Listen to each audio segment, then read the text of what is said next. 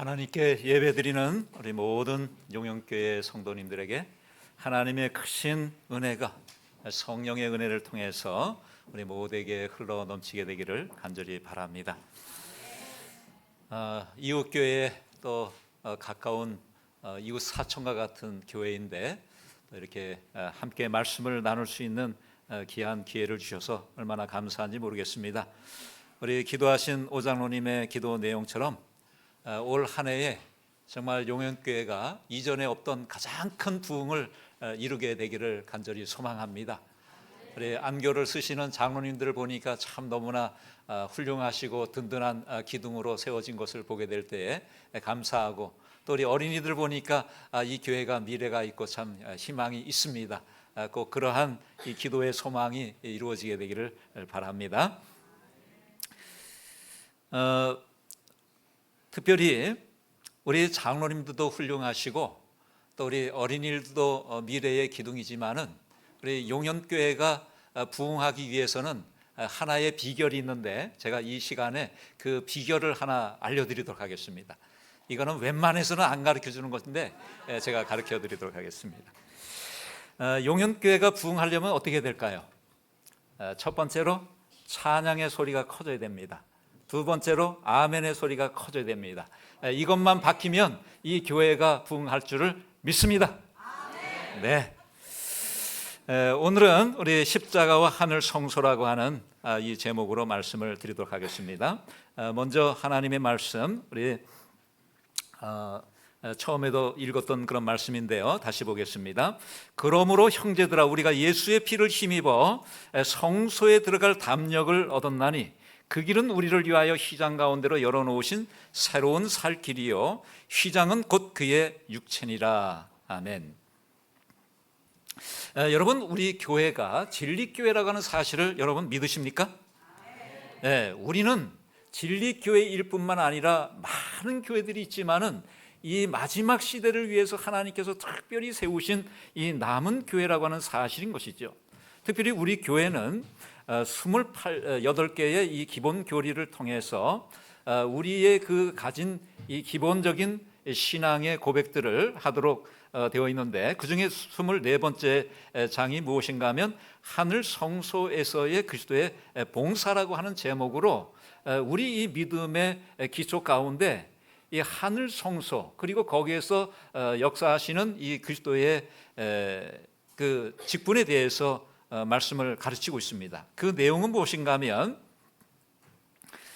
제가 여기 확실한 내용들을 여기 알려드리도록 하겠습니다. 하늘 성소와 그 예수 그리스도의 봉사에 대해서 이렇게 정의를 할 수가 있습니다. 하늘에는 성소, 곧 여호와께서 지으시고 사람이 짓지 아니한 창 장막이 있다. 거기에서 그리스도께서는 우리를 위하여 봉사하시고 십자가에서 모든 사람을 위하여 단번에 드리신 당신의 속죄의 희생의 은혜가 믿는 자들에게 효력을 나타내게 하신다. 그분은 승천하시자 우리의 대제사장으로 취임하시고 중보의 봉사를 시작하셨다. 그분은 2300주야의 예언 기간의 끝인 1844년에 그분의 속죄 봉사의 두 번째요 마지막 단계에 들어가셨다. 그것은 모든 죄의 최종적 처리에 해당하는 조사 심판의 사업이며 고대 히브리 성소가 대속죄일에 정결케 되는 의식으로 예표되었던 것이다. 이 예표로서의 의식에서는 동물의 희생 제물의 피로 말미암아 성소가 정결케 되었지만 하늘의 것은 예수님의 피의 완전한 희생으로 정결케 된다. 조사 심판은 죽은 자들 중에 누가 그리스도 안에서 잠자고 있으며 그러므로 그리스도 안에서 첫째 부활에 참여하기에 합당한가를 하늘의 주민들에게 계시해 준다. 그것은 또한 살아있는 자들 가운데 누가 그리스도 안에 있으며 하나님의 계명과 예수의 믿음을 지키고 있고 그러므로 그분의 영원한 나라에 들어가도록 승천할 준비가 되어 있는지 분명히 알려준다. 이 심판은 예수님을 믿는 자들을 구원함으로써 하나님의 공의를 옹호한다. 그것은 하나님께 충성해 온 자들이 하늘 나라를 얻을 것을 선언한다. 그리스도의 이 봉사가 끝나면 재림 전의 인간을 위한 은혜의 기간도 끝난다. 너무나도 확실하고 단순하게 정리를 해놓고 있죠. 제가 한 것이 아니고 우리 교회의 기본 신조가 이렇게 되어 있습니다. 이 내용이 제가 한 주간 동안 이 교제를 통해서 말씀드린 그 내용의 요약인 것입니다. 이 기본 신조에 있는 이 내용을 우리 성도들이 꼭 다시 한번 확인하시고 이 하늘 성소에 대한 믿음을 통해서 예수님께 더 가까이 나아가게 되기를 간절히 바랍니다. 이 성소 교리는 우리 재림 신앙의 중심이라 그랬습니다. 핵심이라 그랬습니다. 그런데 안타깝게도 재림교회 안에서는 이 성소 교리를 부정하고 공격하는 일들이 초기 교회부터 있어 왔습니다. 그래서 우리 초기 재림 운동에 가담했던 이 뛰어난 설교가였던 이 켄 라이트라고 하는 목사님, 또 건강 기별의 선구자였던 켈로그 의사, 또 믿음으로 말미암는 의의 기별을 전한 와그너, 또 대청의 종교 자유부장이었던 발렌저 목사, 또 유럽 교회의 지도자였던 콘라디, 이런 여러 사람들이 이 초기 재림 운동에 가담해서 우리 이 재림교회가 서는 일에 혁혁한 공을 세웠지만은 특별히 이들이 실족하게 된 이유가 무엇인가 하면 이 하늘 성소 교리에 대한 이해가 부족하고 이것을 부정했기 때문에 실족하는 그런 모습들을 보게 된 것이죠. 또한 한국에서도 이 동일한 주장을 하는 몇 사람들에 의해서 성도들이 이 신앙의 혼란을 겪고 분열을 조장하는 이런 일들이 있어 왔습니다. 특별히 이 건강길별로 유명한 이 이상구 박사, 또 재림교회 목회자였지만은 이 교단을 떠나서 장로교회 목회자가 된 이 K 목사, 또 P 목사, 이러한 여러 사람들이 있습니다. 그리고 그 초기 우리 교회에 신앙의 어려움이 있었을 때에 혁혁한 빛을 내었던 이 반내원 목사님의 아들 중에 이 P 장로라고 하는 분이 또 이러한 이 사실에 대해서 부정하는 그런 모습들을 보게 되는데, 여기 이상구 박사가 안식일 교회를 떠나면서 신문에다가 이런 기사를 냈습니다. 그런데 여기에 보면 이 구원의 확신을 안식일 교회는 방해하고 있다는 것입니다. 여러분, 정말 이분의 주장처럼 우리 교회는 구원의 확신도 없고 우리 교회의 이런 계명을 지키고 하늘 성소에 대한 이 진리들이 구원에 대한 확신을 갖는 일에 방해를 하고 있다는 것입니다. 여러분, 과연 그렇습니까? 그렇지가 않아요. 이 하늘 성소에 대한 분명한 이해는 우리를 십자가로 더 가까이 이끌고 예수 그리스도에 대한 믿음을 더 굳건하게 세우도록 하는 그러한 믿음의 교리인 것입니다. 그래서 이번 한 주간 동안 배웠던 이 말씀들이 올 한 해 동안 우리 성도들의 마음에 믿음의 기초로서 확실하게 서게 되기를 간절히 바랍니다. 다시 한번 확인해 보겠습니다. 성소라고 하는 것은 무엇이냐? 이 성소를 통해서 하나님께서는 이 구원의 역사가 어떻게 이루어질지를 보여주는 하나의 이 교실로서, 하나의 샘플로서 우리에게 보여주셨습니다. 그러므로 이 성소의 교리를 통해서 우리는 우리의 구원이 이 제사 드렸던 이 제물의 피에 의해서 제가 용서받았던 것처럼 우리의 구세주가 되시는 예수 그리스도의 그 희생을 통해서 구원받는다라고 하는 이 구원의 도리들을 이 성소에서 배우게 되는 것이죠. 또한 이 성소는 하나님의 심판이 이루어지는 장소인 것입니다. 여기에서 하나님께서는 죄인들을 심판하시게 될 것입니다. 또 의인들을 심판하시게 될 것입니다. 그렇기 때문에 이 성소의 원형인 하늘 성소에서는 이 심판의 그러한 일들이 이루어지고 있다라고 하는 사실입니다. 그리고 이 하늘 성소에서 보좌에 앉으신 하나님께서 여전히 이 세상을 통치하고 계심을 우리는 보게 되고, 그분의 통치의 역사를 따라서 우리는 그분의 뜻에 순종하며 나아가게 될 때에 결국 구원은 우리의 될 것이라고 하는 것을 확인하게 되는 것입니다. 이러한 성소의 교리는 하나님의 품성을 보여주면서 하나님이 우리에게 가지고 있는 그 마음이 어떠한 마음인지를 우리에게 분명하게 보여주고 있는 것입니다. 이 성소의 교리야말로 이 하나님의 사역에 대한 분명한 이해를 가지도록 우리를 이끌게 되는데, 사도행전 1장 11절을 보게 되면 이제 예수님께서 승천하시게 되는 그런 모습을 보게 됩니다. 그때 이 사람들은 다시 한번 실망하게 됩니다. 그들과 함께 하셨던 이 예수님이 이제 하늘로 가시게 되었을 때 그들은 의지하는 그러한 하나의 기둥을 잃어버리게 되는 그런 실망을 가지게 됩니다. 하늘을 계속해서 쳐다보고 있습니다. 그럴 때에 천사가 이야기합니다. 갈릴리 사람들아, 어찌하여 서서 하늘을 쳐다보느냐? 너희 가운데서 하늘로 올리신 이 예수는 하늘로 가심을 본 그대로 오시리라 말씀하셨습니다. 분명한 약속이죠. 또한 이 약속은 예수님께서 재림의 허락으로 우리에게 약속하신 것인데, 내가 다시 와서 너희를 내게로 영접하여 나 있는 곳에 너희도 있게 하리라 말씀하셨습니다. 그래서 예수님께서 승천하시고 그 다음에 이제 우리를 데리러 오시는 이 긴 기간 동안 우리는 예수님께서 다시 오실 것을 기다리고 있는데, 이러한 2000년의 그 시간이 지났음에도 불구하고 예수님께서 오시지 않고 있단 말이에요. 그럼 이 긴 기간 동안 과연 예수님께서는 뭘 하고 계시기 때문에 이렇게 오시는 일이 지체하고 있느냐? 초대교회 성도들은 예수님께서 곧 오실 것을 믿었습니다. 그래서 계시록의 마지막 그 결론이 무엇입니까? 마라나타, 주 예수여 속히 오시옵소서, 이 약속을 믿었습니다. 그런데 예수님께서는 오시지 않는 것이었습니다. 당대 오실 것을 믿었지만은 예수님께서 오시지 않았어요.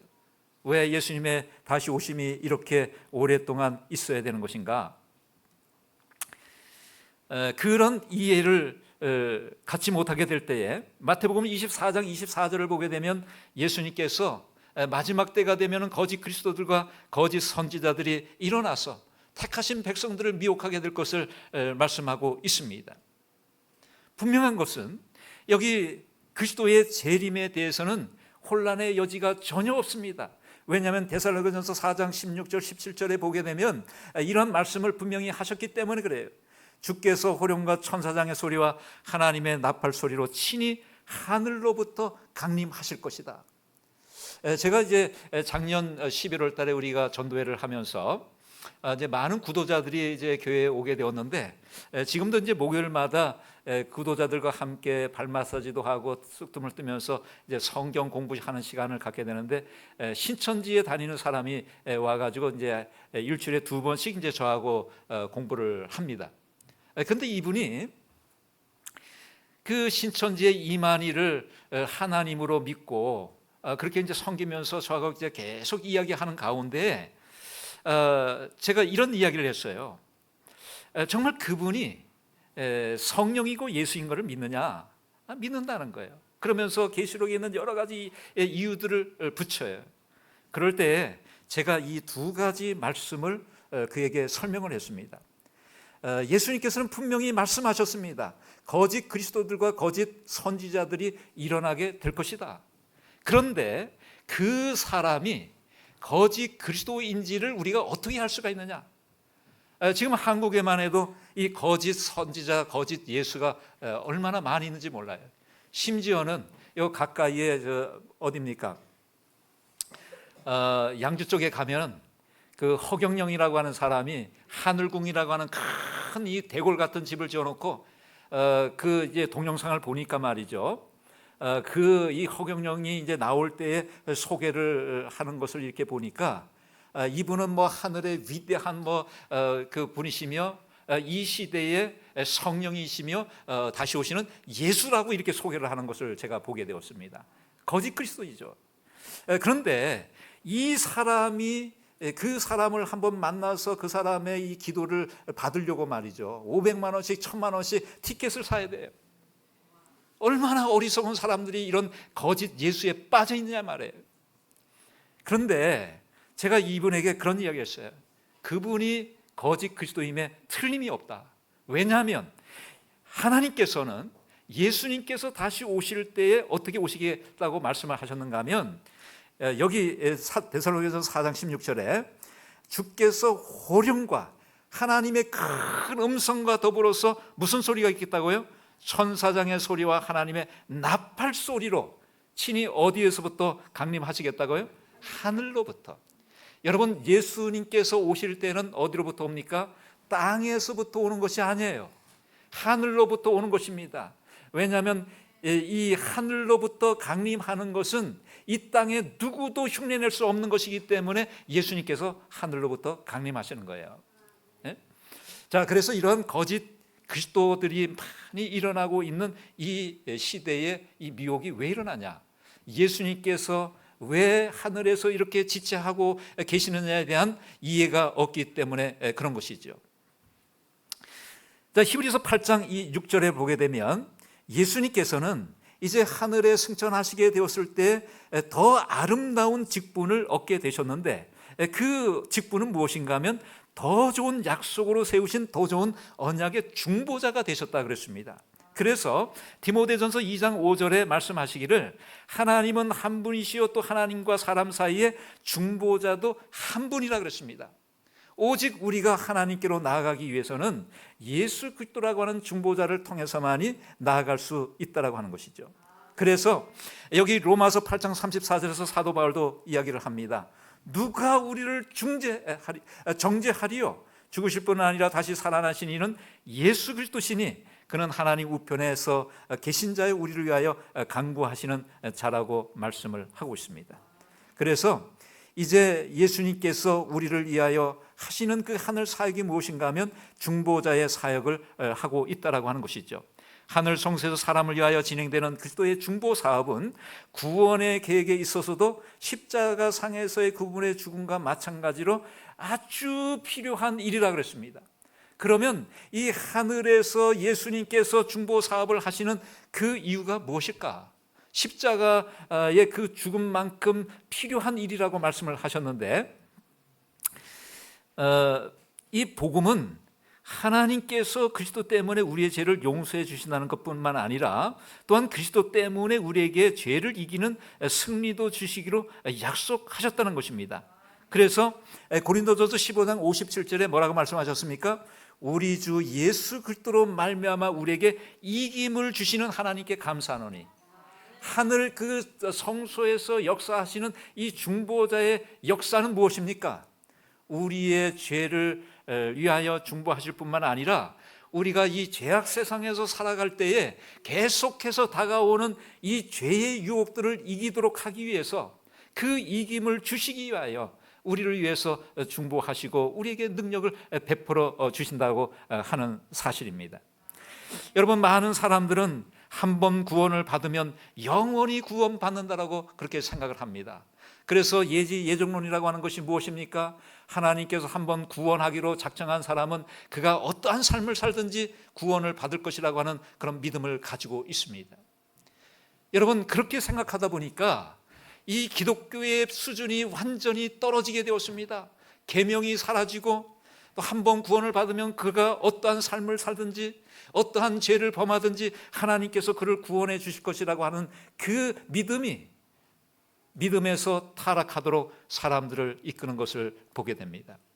그러나 여러분, 성경은 분명히 이야기합니다. 한 번 구원은 영원한 구원이 아니에요.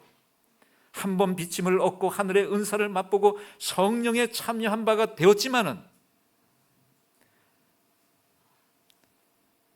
여기 말씀처럼 하나님의 선한 말씀과 내세의 능력을 맛보고 타락한 자들은 어떻게 한다 그랬습니까? 다시 새롭게 하여 회개케 할 수 없다 그랬습니다. 여러분, 우리가 침례를 받고 교회를 나오고 구원받았지만은 하나님의 믿음 가운데 계속 붙들려 있지 아니하면 우리는 결코 그 구원이 우리에게 영원히 보장되지 못한다고 하는 사실입니다. 우리는 계속해서 날마다의 이 회심이 필요하고 날마다 주님을 붙들고 나아가는 이러한 이 경험이 우리에게 필요한 것이죠. 그렇다면 계속되는 이 죄에 의해서 연약해지고 쓰러지는 우리에게 어떤 희망이 있겠습니까? 여기 요한일서 2장 1절은 말씀하고 있습니다. 누가 죄를 범하면 하나님 앞에서 우리에게 대언자가 있으니 곧 의로우신 예수 그리스도시라. 그분이 항상 살아서 우리를 위하여 간구하고 계시는 것입니다. 한 사람이라도 더 구원받도록 하기 위해서 지체하시고 기다리고 인내하시면서 우리를 위해서 중보하고 계시는 것입니다.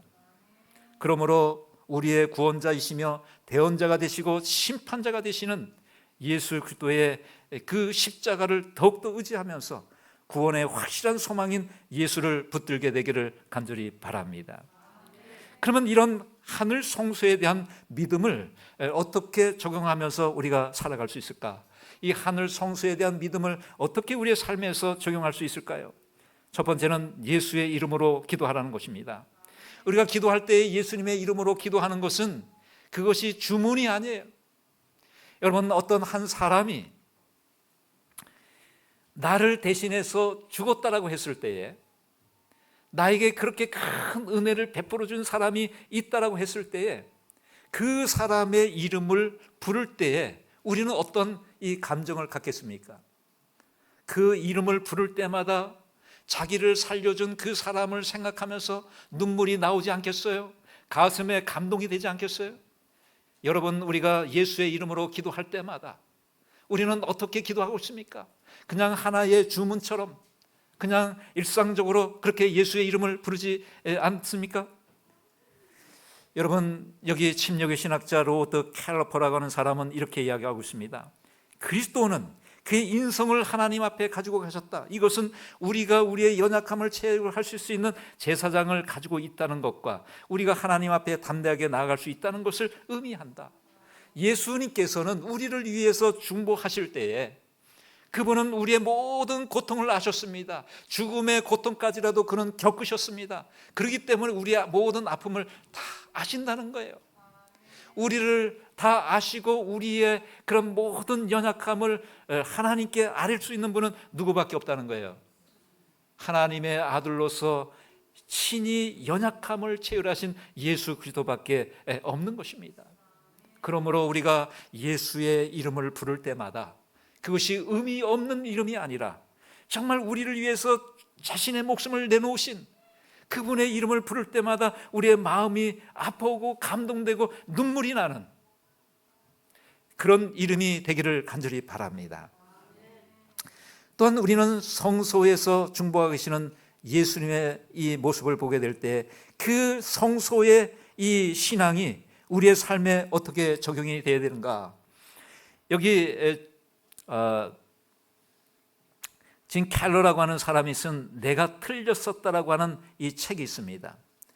이 사람은 짐 베이커라고 하는 이 목사님은 이 지미 스웨컷이라고 하는 이 목사님과 더불어서 미국에서는 이 방송 설교가 이게 굉장히 이 가정마다 이 케이블을 통해서 퍼져 있는데, 이 짐 베이커라고 하는 분은 굉장히 유명한 이 방송 설교 목사예요.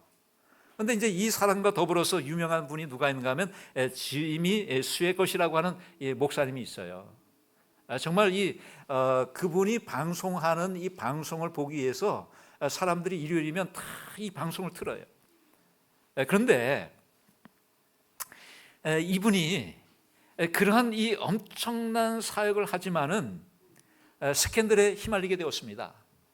자기 비서와 이제 부정적인 그런 관계가 있는 것이 드러나게 되고, 또 이 특별히 이 목회자들이 문제가 있게 됐다고 했을 때는 대부분 두 가지입니다. 여자 문제와 재정적인 문제예요.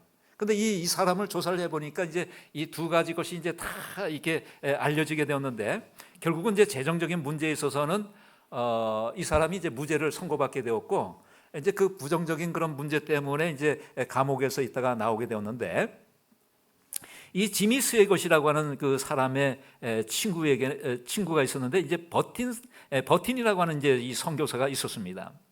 그럴 때 이 버틴이라고 하는 선교사는 이 지미 스웨것 목사가 이제 그 스캔들로 인해서 막 비난을 받게 될 때에 뭐라고 이렇게 이야기를 했는가 하면, 지미 스웨것 목사가 저렇게 된 것은 나 때문이다. 내가 그 사람을 위해서, 그 친구를 위해서 중보하지 못했기 때문에 이렇게 되었다. 그 자리는 정말 이 연약한 한 사람이 그것을 감당하기는 너무나 정말 이 어려운 자리인데, 그것을 감당할 수 있도록 내가 기도하지 않았기 때문에 저 사람이 이렇게 된 것이다. 그러므로 그의 모든 죄는 내 탓이다.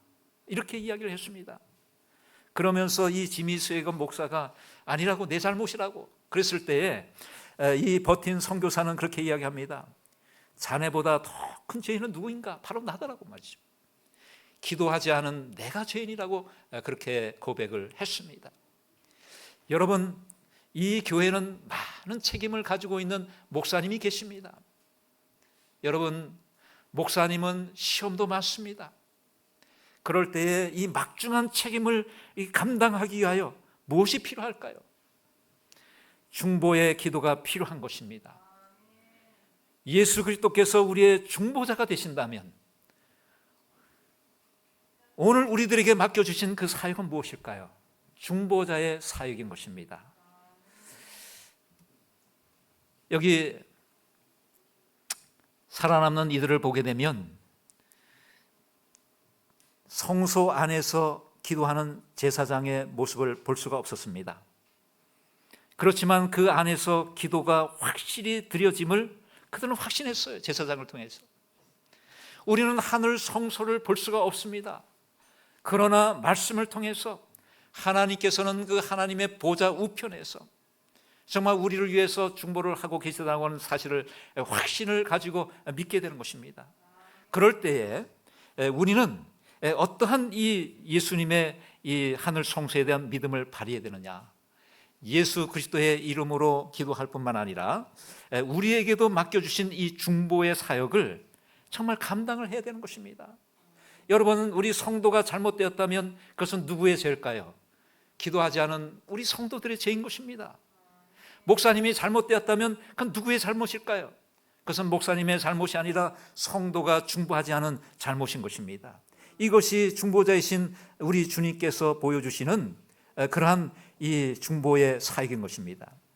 또 이 하늘의 성소에 대한 믿음을 우리가 어떻게 적용할까요? 두 번째는 그대의 무능력과 결점을 말하지 말라고 말씀을 하고 있습니다. 여러분, 목회자들이 연말이 되면 선거위원회를 합니다. 가장 곤란할 때가 언제입니까? 어떤 분이 능력이 있어 보여서 직분을 맡길 때입니다. 그런데 그분이 꼭 이렇게 이야기합니다. 목사님, 저는 재주가 없습니다. 저는 사람들 앞에 서면은 이 마음이 떨려서 말을 할 수가 없습니다. 다른 사람에게 맡겨주십시오. 그런데 여러분, 기억하십시오. 예수님께서 제자들을 파송하실 때에 전대도 가지지 말고 양식도 가지지 말고 아무것도 가지지 말고 오직 지팡이만 들고 나가라고 말씀하셨습니다. 아무것도 가지고 나가지 말라고 말씀하셨어요. 그러면 예수님께서 제자들을 그냥 보내셨을까요? 아니에요. 예수님께서는 그 제자들에게 무엇을 들려서 보내주셨습니까? 누가복음 9장 1절에 있는 말씀을 보게 되면 이런 말씀을 하셨습니다. 모든 귀신을 제어하며 병을 고치는 능력과 권위를 주시고. 여러분, 주님께서 우리에게 어떤 직무를 맡기실 때에 우리에게 그냥 맡기시는 게 아니에요. 하나님은 그 일을 감당할 수 있도록 우리에게 능력을 주시는 분이십니다. 그것을 감당할 수 있도록 우리가 주님께 나아가기만 하면 그것을 감당할 수 있도록 지혜를 주시는 분이에요. 그러므로 여기 목사에게 보내는 기별 516페이지에서 선지자는 이렇게 말씀하고 있습니다. 그대의 무능력과 결점들을 말하지 말라. 비록 나에게 어떤 연약함과 결점이 있다 할지라도 그걸 이야기하지 말라는 거예요. 왜 그렇습니까? 우리의 뒤에는 우리를 위해서 중보하고 계시는 든든한 예수님이 계시다는 것입니다. 우리 찬미가 부르지 않습니까? 나의 등 뒤에서, 나의 등 뒤에서 밀어주시고 이끌어주시는 그분이 계시지 않습니까? 그런데 왜 우리가 우리의 무능력과 결점을 이야기하면서 하나님의 부르심을 거절하고 있습니까? 우리 주 예수 그리스도로 말미암아 우리에게 이김을 주시는 하나님께 감사하게 되기를 바랍니다. 또한 하늘 성소에 대한 믿음을 어떻게 적용해야 될까요? 새로운 삶을 살도록 변화시켜 주심을 믿게 되기를 바랍니다. 오늘 우리는 여전히 연약한 가운데 살아가지만은 우리를 이렇게 믿어주시고 변화되기를 원하시는 주님께서 우리에게 성령을 보내주심으로써 우리에게 새로운 삶을 살도록 인도해 주셨다고 하는 것입니다. 예수님께서는 기도하셨습니다. 내가 너를 위하여 내 믿음이 떨어지지 않기를 기도하였나니 너는 돌이킨 후에 내 형제를 굳게 하라. 네? 주님께서는 우리가 믿음에 떨어지지 않기를 바라시고 계십니다. 여전히 중보하고 계십니다. 우리는 하늘 지성소에서 우리를 중보하시는 예수님을 바라보게 될 때에 우리의 믿음을 바로 세울 뿐만 아니라 쓰러지고 넘어지는 그 형제들을 바로 세우는 중보자의 이 역할을 잘하게 되기를 바랍니다. 그러므로 용현교회가 올 한 해에 정말 성도가 부흥하고 교회가 부흥하는 놀라운 이런 하나님의 은혜를 맛보게 되기를 간절히 바라면서 말씀을 드립니다.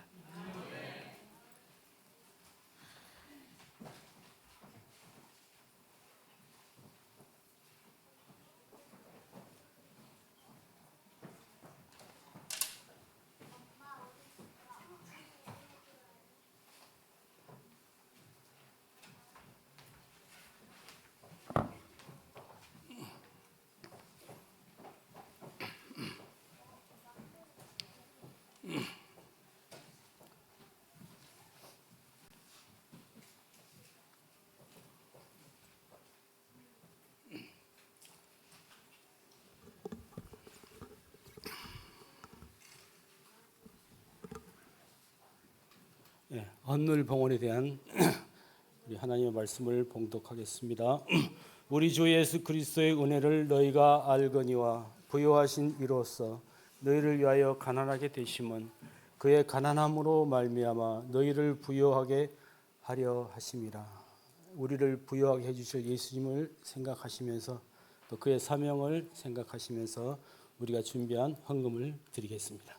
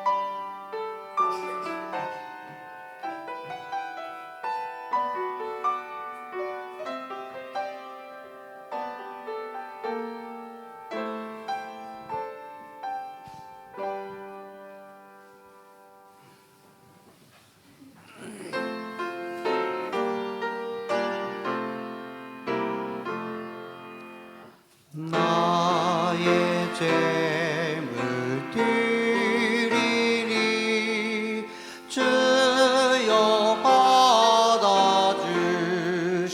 받아주셔서 귀한 하늘 복음을 전하는 데 쓰소서.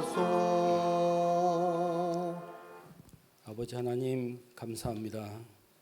일주일 동안 저희들에게 말씀을 펴서 연구하는 사경의 기간을 주셔서 저희들이 하나님이 이 세상에 보내신 예수님을 통해 성소의 제물이 되시고 그 제물이셨던 예수께서 이제 하늘 보좌 우편에 오르셔서 우리를 위해서 중보하시고 우리를 위해서 심판까지 해주시며 우리를 변호해 주시는 예수님이 되셨다는 사실을 우리가 다시 배울 수 있도록 해주시고 우리가 용기를 가질 수 있도록 해주시니 감사합니다.